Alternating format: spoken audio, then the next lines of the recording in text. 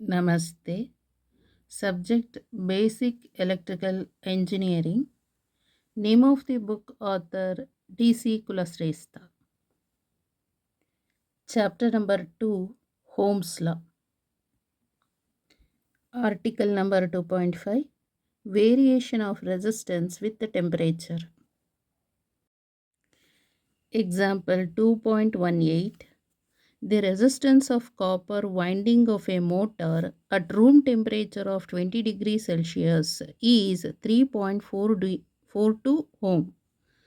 So room temperature of 20 degrees centigrade or Celsius is 3.42 ohm after an extended operation of the motor at full load. The winding resistance increases to 4.22 ohm. Find the temperature rise given that the temperature coefficient copper at 0 degrees Celsius is 0.00426 ohm per degree centigrade per ohm. ಇಲ್ಲಿ resistance of copper winding of a ಮೋಟರಲ್ಲಿ so winding ಮಾಡಿರ್ತಾರೆ. ಯಾವುದು ರೆಸಿಸ್ಟೆನ್ಸ್ನ ಅಂದರೆ ಕಾಪರನ್ನು wind ಮಾಡಿರ್ತಾರೆ, ಆಯಿತಾ, wound ಮಾಡಿರ್ತಾರೆ. At room temperature of 20 degree ಸೆಂಟಿಗ್ರೇಡಿಗೆ ಅದರದ್ದು ರೆಸಿಸ್ಟೆನ್ಸ್ ಎಷ್ಟಿರುತ್ತೆ ಅಂದರೆ 3.42 ಓಮ್ ಇರುತ್ತೆ. ಅಂದರೆ ಫಸ್ಟ್ ಅವಾಗ ಇನಿಷಿಯಲಿ ನಾವೇನು ಮಾಡೋಣ, R1 ರೆಸಿಸ್ಟೆನ್ಸ್ R1. ಸೊ ಇದು ಕಾಪರ್ ವೈರ್ ಅದು ವೌಂಡ್ ಮಾಡಿದ್ದಾರೆ. Okay, so that is 3.42 ohm. So ಎಷ್ಟು ಟೆಂಪ್ರೇಚರಲ್ಲಿ? So T1 equal to 20 degree centigrade. After an extended operation of the motor at full load ಅಂತ ಹೇಳಿದ್ರೆ ಲೈಕ್ ಈಗ ಮೋಟರ್ಸ್ ಇನಿಷಿಯಲಿ ಇಷ್ಟಿರುತ್ತೆ, ಆಯಿತಾ, ಮತ್ತು ಫುಲ್ ಲೋಡ್ ಅಪ್ಲೈ ಮಾಡಾದಮೇಲೆ ಗೊತ್ತಾಯ್ತಲ್ಲ, ಆಗೇನಾಗುತ್ತೆ, the after an extended operation of the motor at full load the winding resistance increase ಆಗುತ್ತೆ. ಎಷ್ಟು ಅಂತ ಹೇಳಿದ್ರೆ ಇನಿಷಿಯಲಿ 3.42 ಓಮ್ ಇರೋದು, ಸೊ 4.22 ಓಮ್. ಅಂದರೆ ಲೋಡ್ ಅಪ್ಲೈ ಮಾಡ್ತಾ ಏನಾಗುತ್ತೆ, ಸೊ ಫುಲ್ ಲೋಡಿಗೆ ಬಂದ ಮೇಲೆ ರೆಸಿಸ್ಟೆನ್ಸ್ ಇನ್ಕ್ರೀಸ್ ಆಗುತ್ತೆ. ಅಂದರೆ ಟೆಂಪ್ರೇಚರ್ ಇನ್ಕ್ರೀಸ್ ಆಗುತ್ತಲ್ಲ, ಸೊ ಟೆಂಪ್ರೇಚರ್ ಇನ್ಕ್ರೀಸ್ ಆದಾಗಲೇ automatically resistance is also increase. So ಆ resistance R2 equal to 4.22 ohm ಇದೆ. ಸೊ ಟೆಂಪ್ರೇಚರ್ ಹಾಗಾದರೆ ಎಷ್ಟು ಗೊತ್ತಿಲ್ಲ, rise in temperature, find the temperature rise ಅಂತ ಹೇಳಿದ್ದಾರೆ.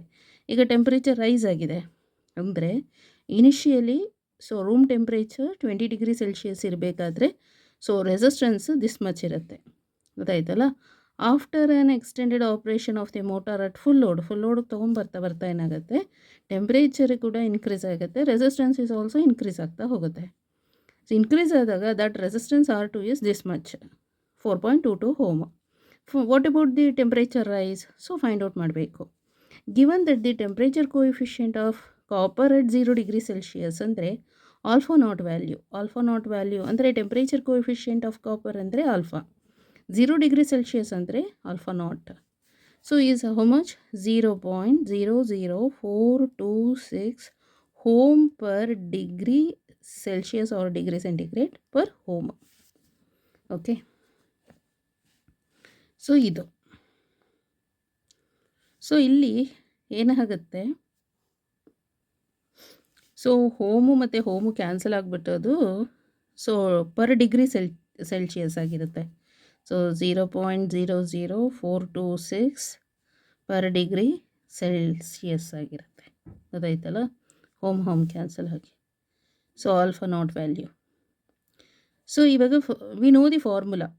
ಏನಂತ ಫಾರ್ಮುಲಾದು?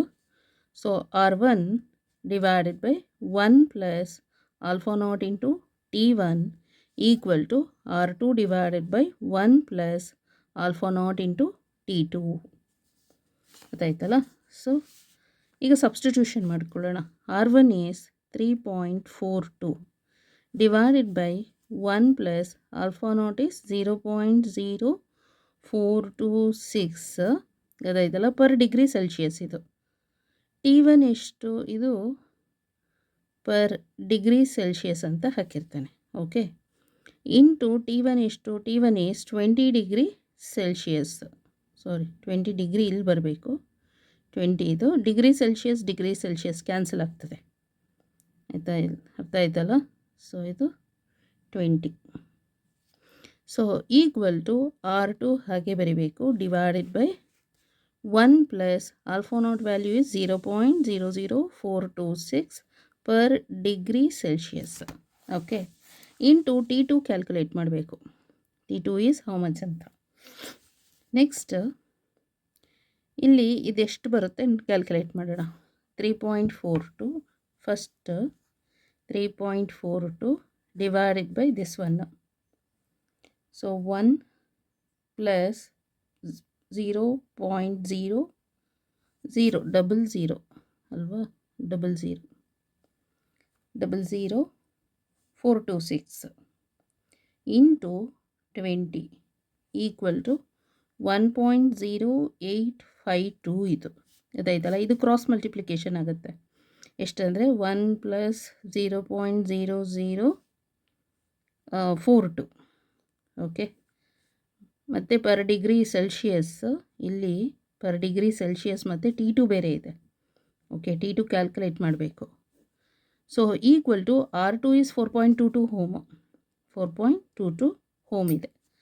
So then 1 plus 0.0042 per degree Celsius into T2 equal to 4.22 into ಇದನ್ನ ಇಲ್ಲಿ ಕ್ರಾಸ್ ಮಲ್ಟಿಪ್ಲಿಕೇಶನ್ ಮಾಡಿದ್ರೆ 1.0852 ಆಗುತ್ತೆ.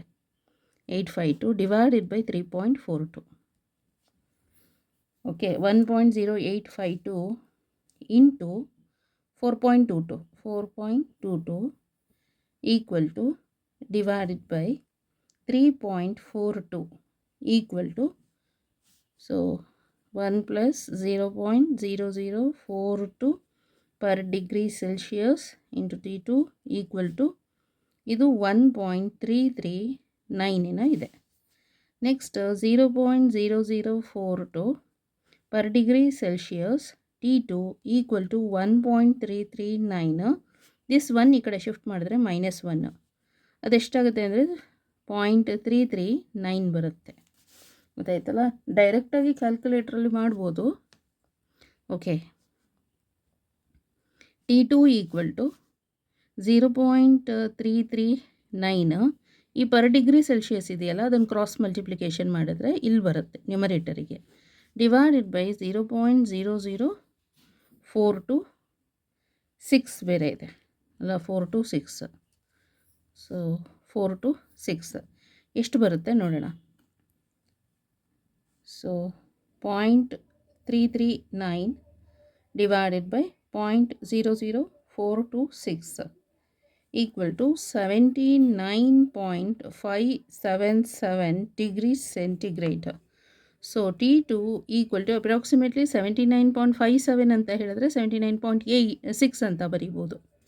ಗೊತ್ತಾಯ್ತಲ್ಲ, 79.57ಗೆ 6 ಡಿಗ್ರಿ ಸೆಂಟಿಗ್ರೇಡ್ ಆರ್ ಸೆಲ್ಸಿಯಸ್. ಗೊತ್ತಾಯ್ತಲ್ಲ,